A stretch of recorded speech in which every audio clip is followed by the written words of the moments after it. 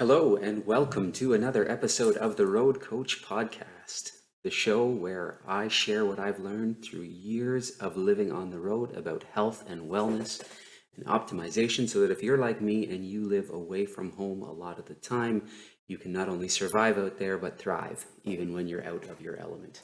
I am your host, Rob, and today we're going to talk about zinc. If you are listening on one of your favorite podcasting apps, Spotify or Apple Podcasts, check out our YouTube page. It's youtube.com/@the-road-coach-podcast, because there you'll be able to see exactly what I'm looking at on my computer screen and follow along with me as I share these resources. But if you want a little bit more information and you're listening to audio only, then feel free to check out the links in the episode show notes, and they will take you to exactly where a lot of these resources are that I'm showing you on my screen on our YouTube page.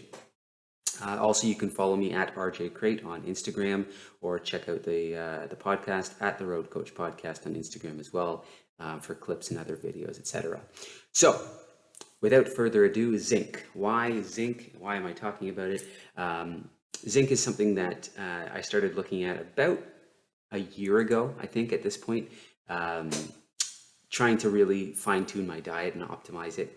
And I realized that zinc was a place that a lot of people are deficient. And we'll go through the estimates and things like that, but it's one of those places where it's very difficult to get enough zinc, and it's very important for a lot of different things. So starting off here at, this is a Harvard website, just sort of summary on zinc and what it does within the body.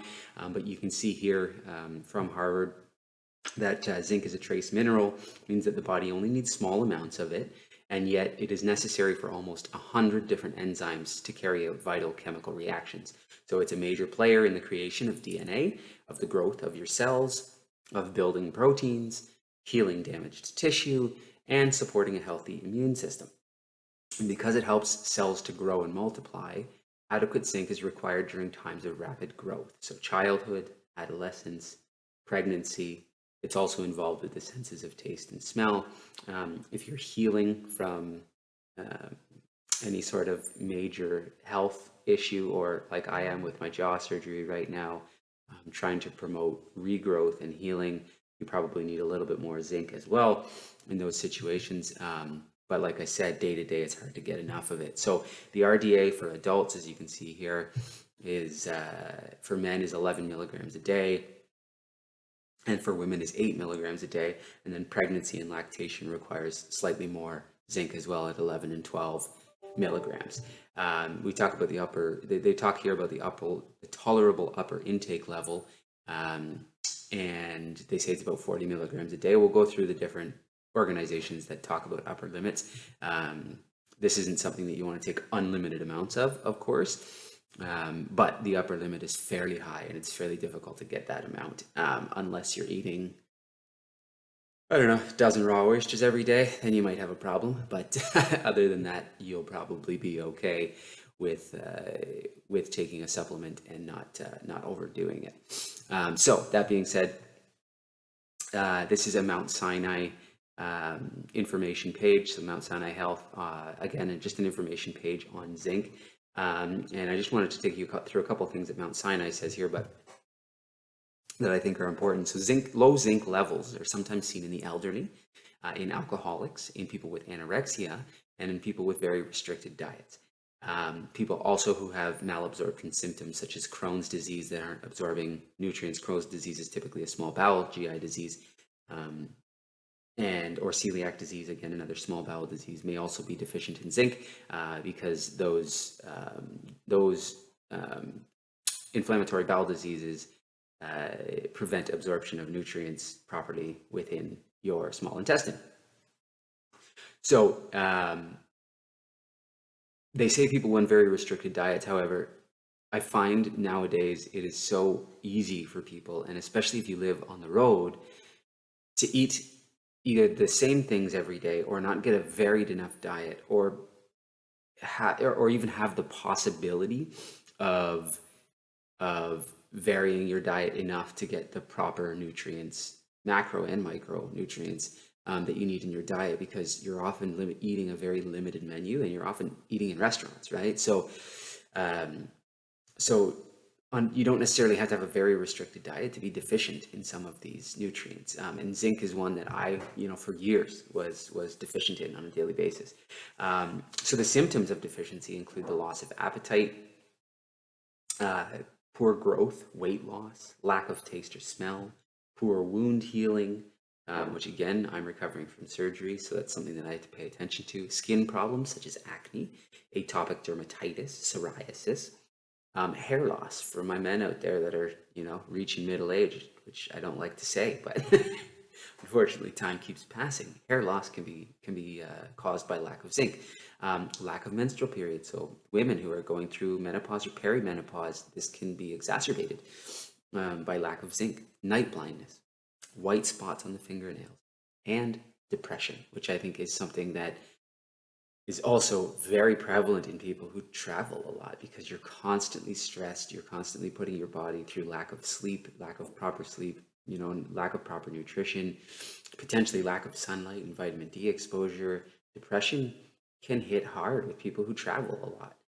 And so anything that's going to help kind of counteract that, I think, is important to look at. The one thing to remember, though, is that zinc reduces the amount of copper that your body absorbs. So high doses of zinc can cause a copper deficiency. And so for that reason, many doctors recommend that you take 2 milligrams of copper along with any zinc supplement. So if you're looking for a supplement to help out with your zinc intake in your diet, make sure that it's got copper in it. And I'll go through at the end what supplement I now use and why I use it, what's in it, etc. And you can do your own research from there. So that's Mount Sinai.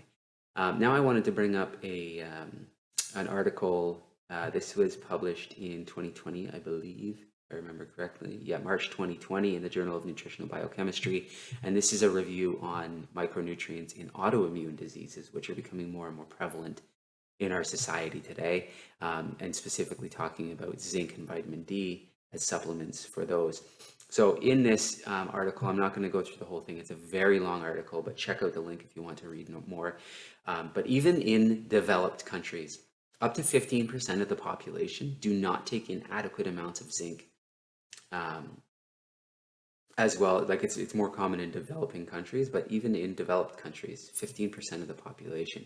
And again, it's because it's very hard to pay attention to all these things in our diet and get all the right nutrients, because there's so many things to pay attention to, and so much of our food is now mass produced and full of preservatives and doesn't have the same nutrients that it used to. Also, diets based on phytate-rich foods, which is like corn products, can result in suboptimal zinc. I forget where I found that, but that's in this article as well. Can result in suboptimal zinc intake because phytates bind zinc and decrease its bioavailability, so they hinder the uptake of zinc by the intestinal cells. A lot of Western culture, especially North Americans, Mexicans, Americans, Canadians, such as myself, we have a high level of corn products in our diet. So even though we might be eating enough zinc or close to enough zinc on a daily basis through other things, if we're eating a lot of corn products, and corn in general, or corn derived products, which we do here, we might not be getting all of that zinc actually absorbed by our body. It also says in this article that all cells suffer during zinc deficiency, but cells of the immune system are strongly affected, extremely sensitive and strongly affected. Zinc is essential for DNA replication, for RNA transcription, that is RNA telling or writing basically what your DNA should do, cell division, cell proliferation, oh my goodness, stumbling over my words today, and cell activation, especially due to its regulatory role in intercellular signaling. So this is down to the base level of all of our cells. Zinc is extremely important. And they have a chart in here about recommended daily intakes and then upper limit. So for zinc, they say there's two different upper limits. So the EFSA and then WHO, the World Health Organization, say there's different upper limits for males and females for zinc.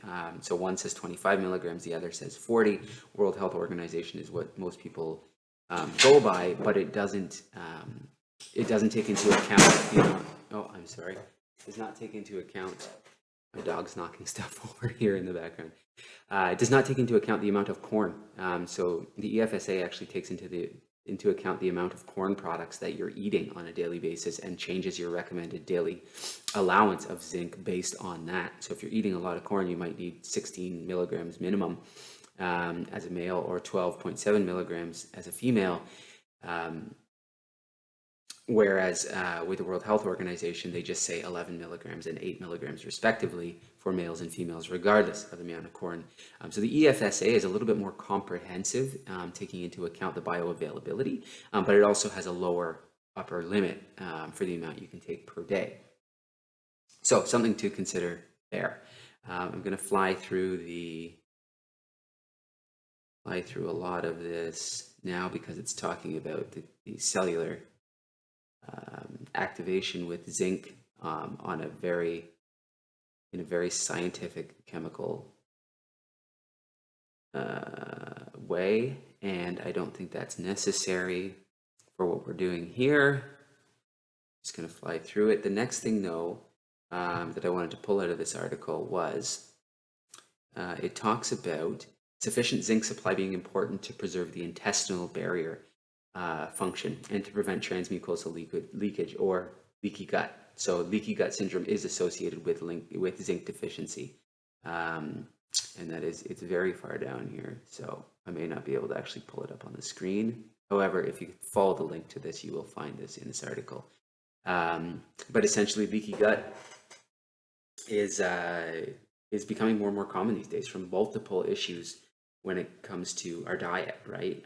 People talk about prebiotics, probiotics, helping out with leaky gut, but there's so many different things that we eat now that are causing things like leaky gut, that any way that we can help avoid it, I think is worth looking at.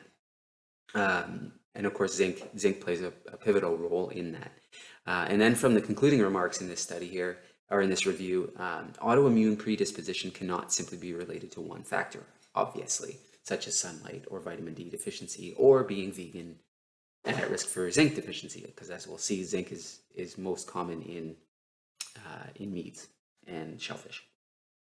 And not every vitamin D or zinc deficient person will develop an autoimmune disease, because genetics and lifestyle play a vital part here as well. However, deficiencies of nutritional elements such as zinc and vitamin D are often found in correlation in patients with autoimmune diseases. So what that means is they're not saying that a lack of zinc or vitamin D is necessarily causing autoimmune diseases, but they tend to run in parallel with each other. So if we can help by taking more zinc, we might be able to help our symptoms with autoimmune diseases in tandem, but we don't necessarily know if one causes the other. All right. So now I wanted to bring up another article. I don't have the whole article. I just have the abstract. But this is published from 2011. This is a Springer link, but where was it published? Archives of Toxicology, and it's Zinc in Human Health, an update. And I just wanted to take you through one part of the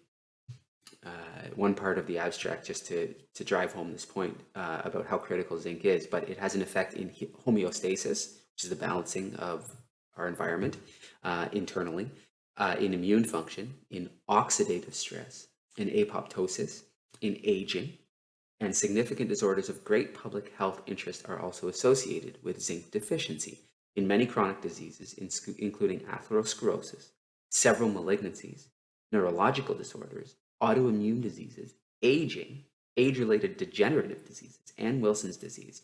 Zinc deficiency may complicate the clinical features, meaning make it worse. Affect adversely immunological status, increase oxidative stress, which is another major problem in the Western world in modern times, and lead to the generation of inflammatory cytokines. So zinc deficiency can cause a lot of different problems, of course, at the cellular level in our bodies, and we need to make sure that we're getting enough of it. Another really good post here, this is from someone that I follow. He's a local London coach and personal trainer. His name is Chet. His account on Instagram is called Brain Ignition. I highly recommend you follow him. He's got a lot of really good information.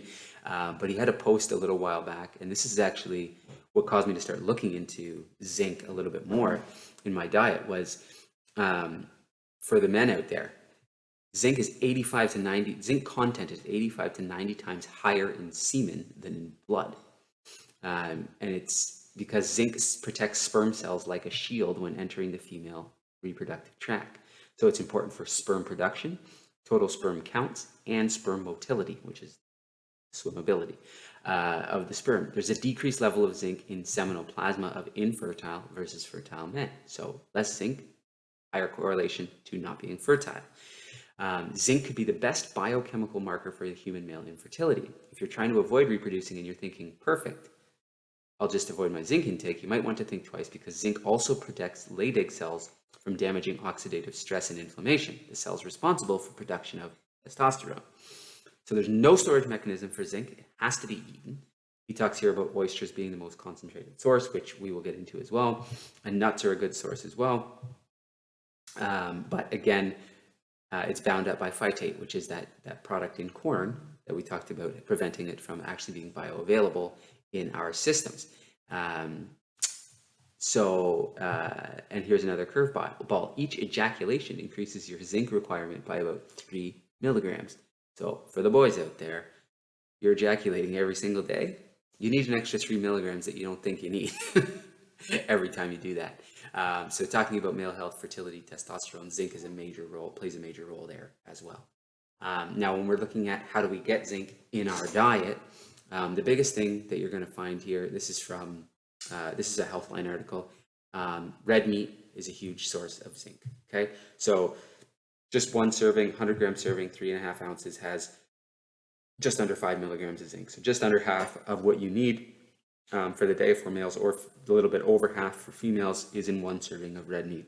Now, a lot of people aren't eating as much red meat these days and trying to limit the amount they eat. So getting all of your zinc from red meat is probably not doable unless you're eating, 10 ounces of red meat a day, which is, a decent sized steak for sure. And most people are not doing that every single day. Shellfish is a huge container of zinc. Obviously, oysters, 6 medium oysters have 33 milligrams of zinc, so that's almost towards the upper limit of what you want in a day. Alaska king crab has 7.6 milligrams per 3.5 ounces, or 100 grams, which is a good chunk of the daily value for men. And then smaller shellfish is a good source of zinc as well. But again, these typically aren't something that we're eating every day. Legumes are a decent source as well, but again, 100 grams, which is a good portion. I mean, that's talking like a handful of cooked lentils. Probably, I would think 3.5 ounces of cooked lentils is probably close to 3/4 of a cup. I'd have to do the math on that, but that's a lot of lentils to be eating to only get just over 11 or 15% of your daily value of zinc. And again, multiply that by 5 or 6 every single day. Most people are not eating that much when it comes to that. Seeds, again, we talked about having a little bit more. So 3 tablespoons of hemp seeds is between 27 and 37% of the daily value. However, that's a lot of hemp seeds. You measure out 3 tablespoons of hemp seeds, it's going to be difficult to get all that down. But pumpkin, squash, and sesame seeds obviously are all great, and they contain fiber and healthy fats. So they're good to mix into your diet. But again, eating enough of them and not overeating calorically, taking in too much energy and being in a surplus of calories, which will cause you to gain weight over time. It's difficult to eat enough of these foods to actually get enough zinc. Nuts and peanuts, cashews are a good one as well. Again, though, very high in calories, very high in fat, and we have that issue of having phytates, so not all the zinc is actually absorbed from those meats. Dairy is a decent amount as well. An ounce of sharp cheddar cheese has about just under 10% and just over 13% daily value for men and women, respectively. So again, a great option for your zinc intake. Also a lot of calcium, a lot of good bacteria. And again, milk is very similar in zinc content as well. However, you're talking, 10 cups of milk or 10 ounces of cheese, which is 10 ounces of cheese is like 1,200 calories worth of cheese. So you're not going to eat that probably on a daily basis. Most people are not. Eggs, again, decent amount, but fairly low. A large egg has about 5%, 5 to 6.5% of the daily value for men versus women. However, again, now you're talking eating 20 eggs. Most people are not going to eat 20 eggs in a day. So obviously mixing and matching all of these things, you might be able to get the total amount of zinc that you need, but you really have to be focused on eating, high zinc content foods if you want to get there. And that doesn't include all the other micronutrients and macronutrients that you need on a daily basis to get there. So I'm not going to go any further down beyond eggs because everything gets very, very low beyond that. And you can see very quickly how difficult it would be, especially if you don't eat dairy and you don't eat eggs. If you're vegan, getting enough zinc is very, very difficult. If you don't have access to oysters every day, which most of us do not, unless we live on the coast, and again, they're very expensive, we're probably not getting enough zinc. So hence why I started supplementing. You can take any supplement that you like, as long as it, again, contains a little bit of copper, like we talked about. The one that I take is from ATP Labs. I believe you can get this on Amazon, but it's called Sinner Zinc. And the reason that I take Sinner Zinc is because of the benefits. So it's got 2 different forms of bioavailable zinc in it. It's got copper in it. It's got biotin. And it also has a little bit of selenium as well, which it does not give you the amounts on the website.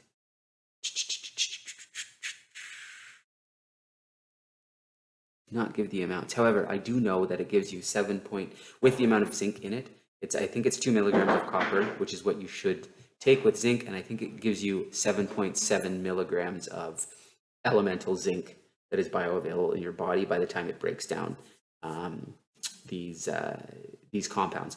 And then biotin and selenium are also very beneficial nutrients to be taking as well. Selenium is something that is very deficient in a lot of our diets as well. It's another micronutrient, but we'll get into that in another episode.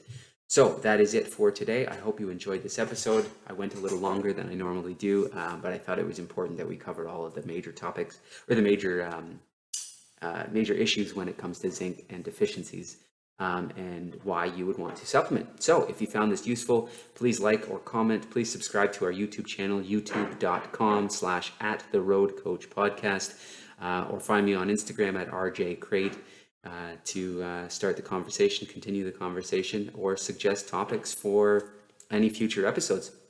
Until next time, if you're like me and you're living on the road, I hope that you're thriving, even though you're out of your element. Take care.